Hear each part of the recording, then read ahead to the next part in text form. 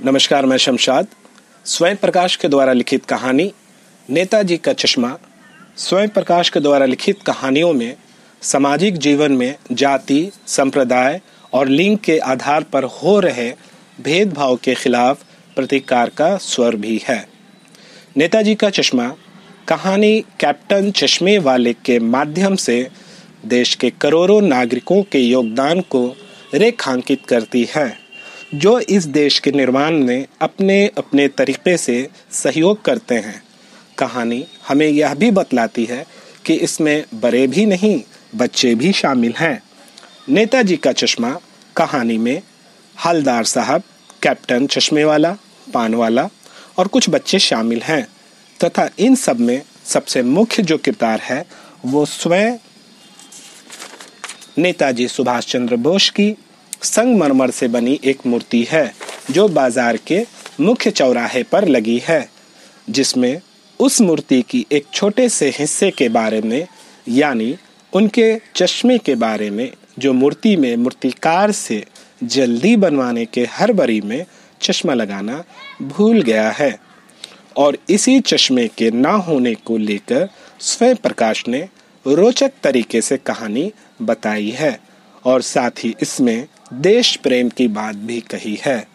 तो आइए, मैं शमशाद आप सबको ये कहानी स्वयं प्रकाश के द्वारा लिखित नेताजी का चश्मा का व्याख्या करते हुए समझाने की कोशिश करता हूं और आशा करता हूं कि मेरे द्वारा की गई व्याख्या आप सभी को समझ आएगी। कृपया कर मेरे चैनल को आप सब्सक्राइब जरूर कर दें। तो कहानी नेताजी का चश्मा। हवलदार साहब को हर 15वें दिन कंपनी के काम के सिलसिले से उस कस्बे से गुजरना पड़ता था। कस्बा बहुत बड़ा नहीं था जिसे पक्का मकान कहा जा सके, वैसे कुछ ही मकान और जिसे बाजार कहा जा सकता है वैसा ही एक बाजार था। नॉर्मली जिसे हम छोटा एक मार्केट कहते हैं।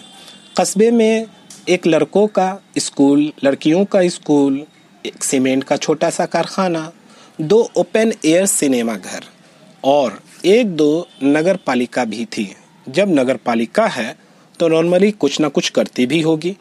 तो कभी कोई सड़क बनवा दी, कभी सड़क टूटी फूटी है उसके पक्की करवा दी, कभी कुछ टॉयलेट बाथरूम जैसे बनवा दिए यानी पेशाब घर बनवा दिए, कभी कबूतरों की छतरी बनवा दी, तो कभी कवि सम्मेलन करा दिया यानी कि पोएट वाले लोगों का जो कॉन्फ्रेंस होता है। इसी नगर पालिका के किसी उत्साही बोर्ड या प्रशासनिक अधिकारी ने एक बार शहर के मुख्य बाजार के मुख्य चौराहे पर नेताजी सुभाष चंद्र बोस की एक संगमरमर की प्रतिमा लगवा दी। यह कहानी उसी प्रतिमा के बारे में है, बल्कि उसके भी एक छोटे से हिस्से के बारे में।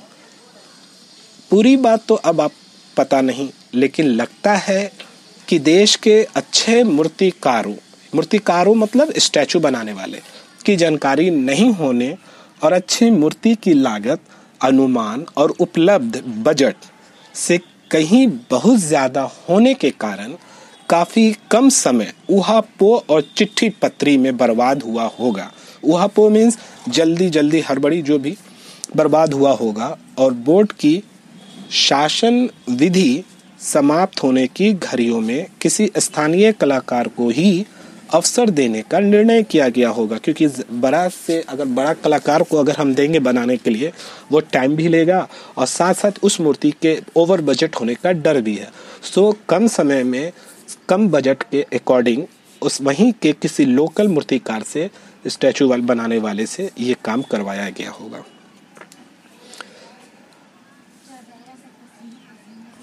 और बोर्ड की शासन विधि समाप्त होने की घड़ियों में किसी स्थानीय कलाकार को ही अवसर देने का निर्णय किया गया होगा और अंत में कस्बे के इकलौते हाई स्कूल के इकलौते ड्राइंग मास्टर, मान लीजिए मोतीलाल जी, को ही यह काम सौंप दिया गया होगा, जो महीने भर में मूर्ति बनाकर पटक देने का विश्वास दिला रहे थे। जैसा कि कहा जा चुका है, मूर्ति संगमरमर की थी, संगमरमर स्टोन। टोपी की नोक से कोट के दूसरे बटन तक कोई 2 फुट ऊंची, जिसे कहते हैं बस्ट, और सुंदर थी। बस्ट यानी बेस्ट। नेताजी सुंदर लग रहे थे, कुछ कुछ मासूम और कमसिन। फौजी वर्दी जो कि उनकी पहचान थी। मूर्ति को देखते ही दिल्ली चलो और तुम मुझे खून दो जैसे नारे आज़ादी के टाइम जो नेताजी ने आम नागरिकों को दिया था वगैरह याद आने लगते थे। इस दृष्टि यानी इस सोच से यह सफल और सराहनीय प्रयास था। मतलब मूर्ति देखने से तो लगता था कि काफ़ी बेस्ट बनी है और काफ़ी अच्छा प्रयास है। रही सही एक चीज़ की कसर थी जो देखते ही खटकती थी। मतलब एक होता है माइनस पॉइंट। नेताजी की आंखों पर चश्मा नहीं था, जो कि उनका एक सिंबॉलिक पहचान था। यानी चश्मा तो था लेकिन संगमरमर का नहीं था। एक सामान्य और सचमुच के चश्मे का चौड़ा काला फ्रेम मूर्ति को पहना दिया गया था।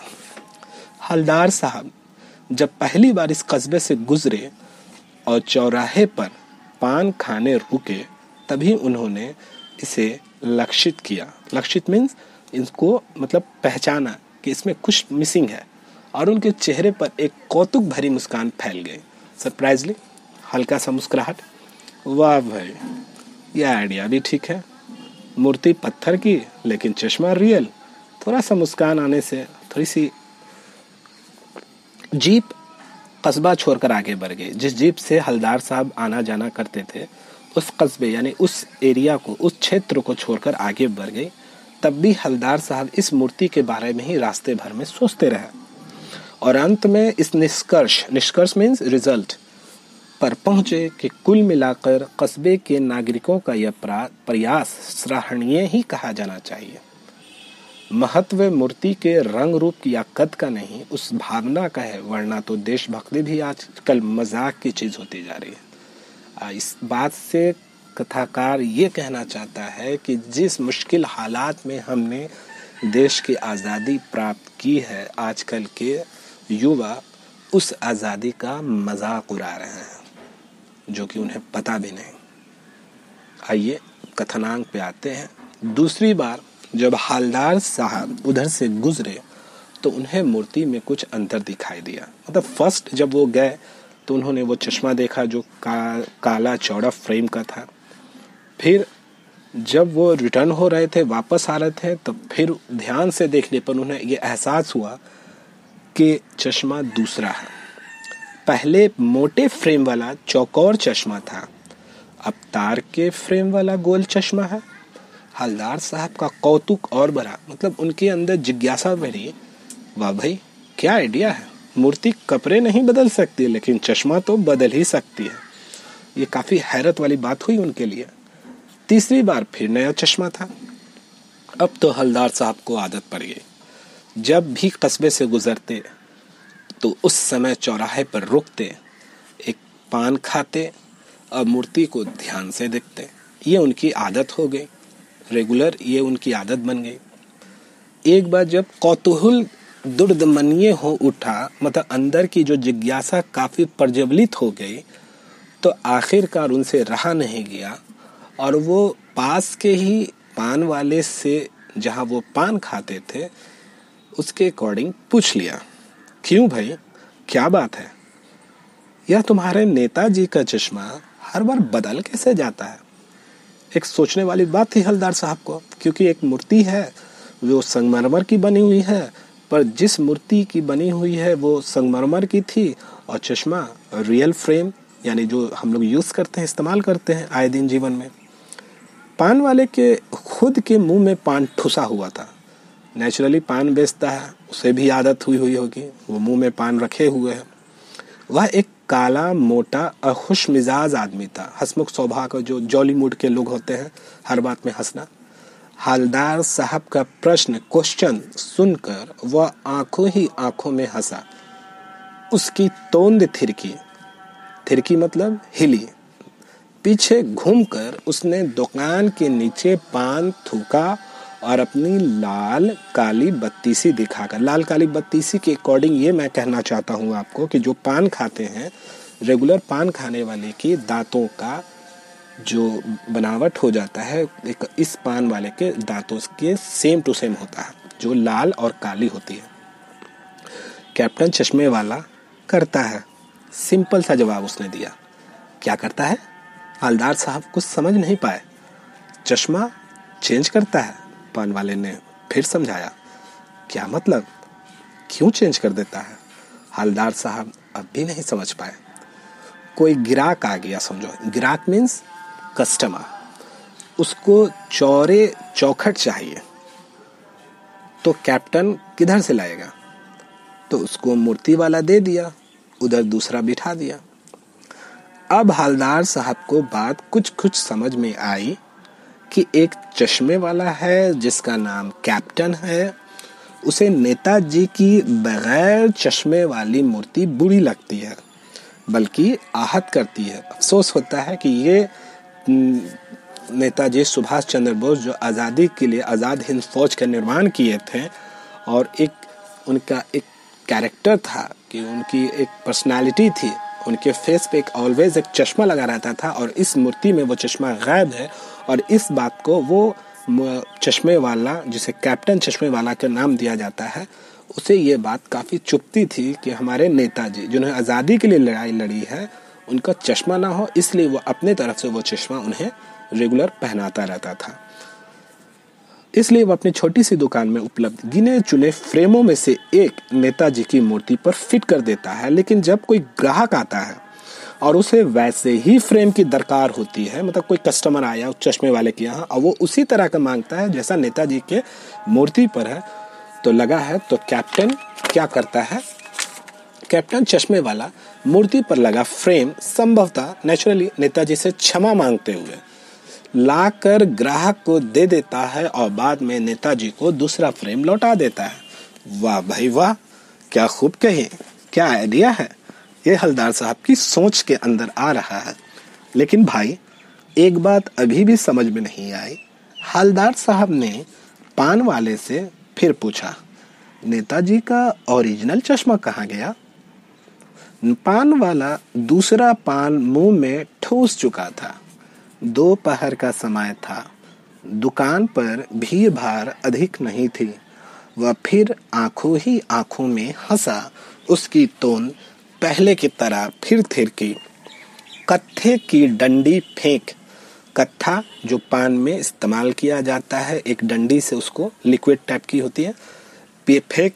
पीछे मुड़कर उसने नीचे पीक थूकी। पीक जो पान हम खाते हैं तो जो लिक्विड हमारे मुंह में होता है उसकी एक पीक थूकी और मुस्कुराता हुआ बोला, मास्टर बनाना भूल गया। पान वाले के लिए यह एक मजेदार बात थी, लेकिन हवलदार साहब के लिए चकित और द्रवित करने वाली, मतलब सरप्राइज भी है और एक अंदर से एक भावना भी है। यानी वह ठीक ही सोच रहे थे। मूर्ति के नीचे लिखा मूर्तिकार मास्टर मोती वाला वाकई कस्बे का अध्यापक था। बेचारे ने महीने भर में मूर्ति बनाकर पटक देने का वादा कर दिया होगा, बना भी ली होगी, लेकिन पत्थर में पारदर्शी चश्मा कैसे बनाया जाए? पारदर्शी मतलब आप एक से दूसरे तरफ देखने की चीज है। कांच वाला यह तय नहीं कर पाया होगा, या कोशिश भी की होगी और असफल रहा होगा, या बनाते बनाते कुछ और बारीकी के चक्कर में चश्मा टूट गया होगा, या पत्थर का चश्मा अलग से बनाकर फिट किया होगा और वह निकल गया होगा। उफ, कितना मतलब सोचना पड़ रहा था हवलदार साहब को। हवलदार साहब को यह सब कुछ बड़ा विचित्र और कौतुक भरा लग रहा था। हवलदार साहब इन सारी बातों को अपने दिमागों से सिर्फ सोच विचार कर रहे थे और उन्हें अजब फील भी हो रहा था, और इन्हीं ख्याल में खोए खोए पान के पैसे चुकाकर चश्मे वाले की देशभक्ति के समक्ष नतमस्तक होते हुए वह जीप की तरफ चल पड़े। फिर रुके, पीछे मुड़े और पान वाले के पास जाकर पूछा, क्या कैप्टन चश्मे वाला नेताजी का साथी है या आजाद हिंद फौज का भूतपूर्व सिपाही? चश्मे वाला कैप्टन जो रेगुलर नेताजी के मूर्ति पर जो चश्मे लगाता रहा, तो हवलदार साहब को इस बात का थोड़ा सा ये एहसास हुआ कि आजकल के ज़माने में लोग आज़ादी का मतलब तक नहीं जानते और उस आज़ादी का मजाक बनाते हैं।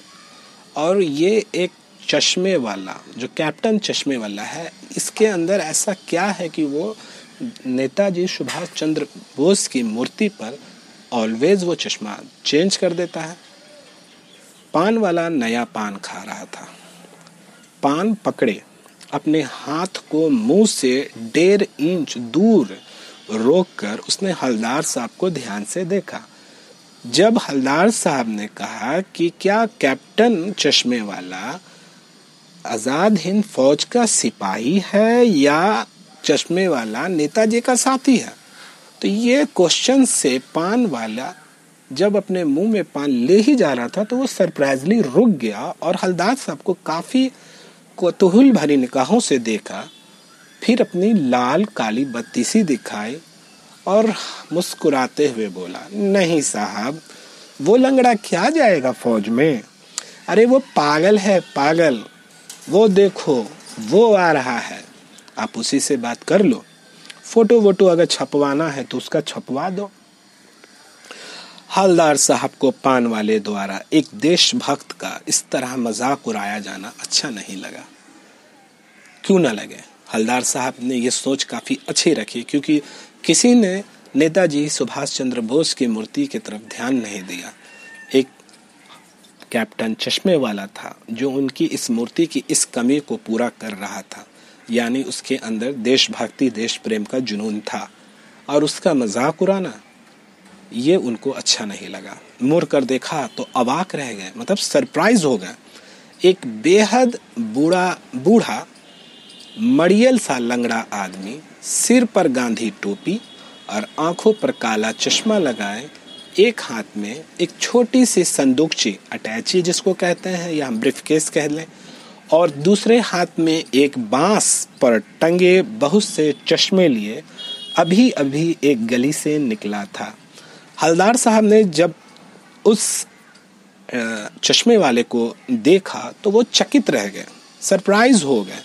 उन्हें इस बात का एहसास ये नहीं हुआ कि ये ऐसा आदमी निकलेगा, क्योंकि वो काफ़ी बेहद बूढ़ा था, मड़ियल सा था, और इत्तेफाक से वो लंगड़ा आदमी भी था, और सर पर गांधी टोपी जो हमारी पहचान है आज़ादी के समय की, फ्रीडम फाइटर की, और आंखों पर काला चश्मा लगाए हुए था। उसके हाथ में छोटी सी संदूकची थी और दूसरे हाथ में एक बांस पर टंगे बहुत सारे चश्मे थे जो गली से निकला था।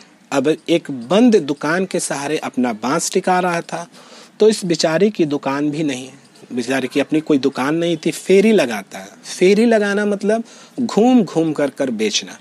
हवलदार साहब चक्कर में पड़ गए, पूछना चाहते थे इसे कैप्टन क्यों कहते हैं, क्या यही इसका वास्तविक नाम है, कैप्टन रियल नेम है?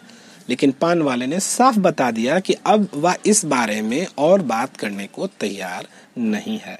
माफ कीजिएगा, ड्राइवर भी बेचैन हो रहा था, क्योंकि ऑफिस के काम से हवलदार साहब निकले हैं, कंपनी के काम से, और यहाँ टाइम ज़्यादा लगने से ड्राइवर को बेचैनी हो रही थी, काम भी था। हवलदार साहब जीप में बैठकर चले गए। 2 साल तक हवलदार साहब अपने काम के सिलसिले में उस कस्बे से गुजरते रहे और नेताजी की मूर्ति में बदलते हुए चश्मे को देखते रहे। यानी 2 साल तक हवलदार साहब अपनी कंपनी के काम को करते रहे और उस चौराहे से आना जाना लगा रहा, और जाते वक्त में वो हमेशा मूर्ति को देखते और चश्मे का हमेशा बदलना उनको दिखाई देता। कभी चौकोर, कभी लाल, कभी काला, कभी धूप का चश्मा, कभी बड़े कांचों वाला गोगो चश्मा, पर कोई ना कोई चश्मा होता जरूर था।